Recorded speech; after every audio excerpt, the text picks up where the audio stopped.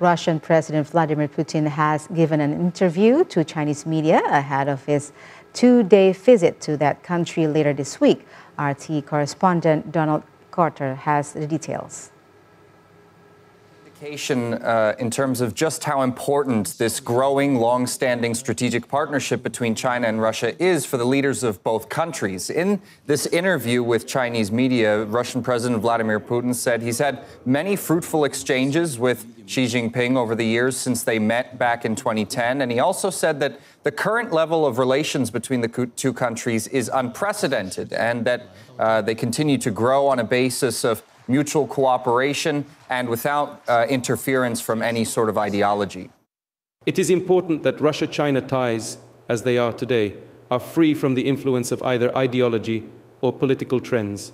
I am talking about our joint efforts to strengthen sovereignty, to protect the territorial integrity and security of our countries.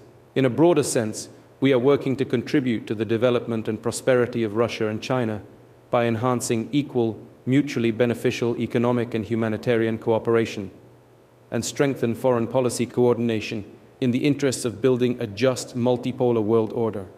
All this is the key to a future success of our comprehensive strategic partnership in the new era.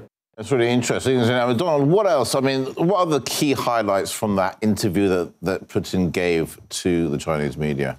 Well, there was a big focus on organizations like BRICS and the Shanghai Cooperation Organization. Putin talked about their role in bringing the Global South together in the spirit of openness, transparency, and mutually beneficial cooperation. He also did bring attention, however, to the role of the Western elites in the current geopolitical landscape. He said that there's a real disregard and disrespect for different cultures and different civilizations that don't want to be exactly the way the West wants them to be.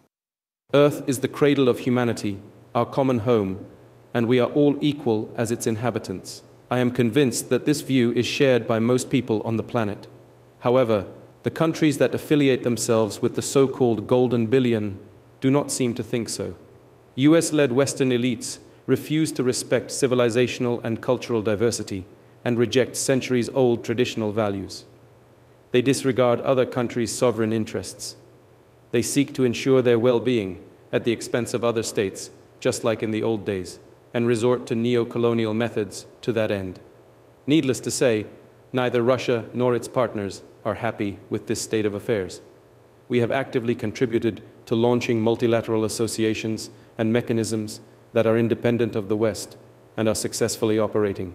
Donald, I guess what's on everyone's lips is Ukraine, and we know that the Chinese leader's been instrumental in putting towards a plan, perhaps to bring both sides of Russia and Ukraine and the West together, at least to a negotiating table.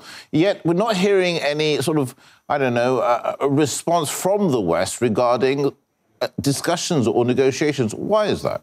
Well, Vladimir Putin spoke a lot about this, about China's efforts to stimulate the peace process going on right now. He specifically mentioned the 12-point program that Beijing put forward last year. He called it commendable, and he said that the additions that Xi Jinping has made since then are completely constructive, and there's something that Moscow is ready to work with. But unfortunately, the problem lies with the attitude of the West and the Kiev regime right now, because they're not interested in dialogue, according to the Russian president. They're on a mission to punish Russia.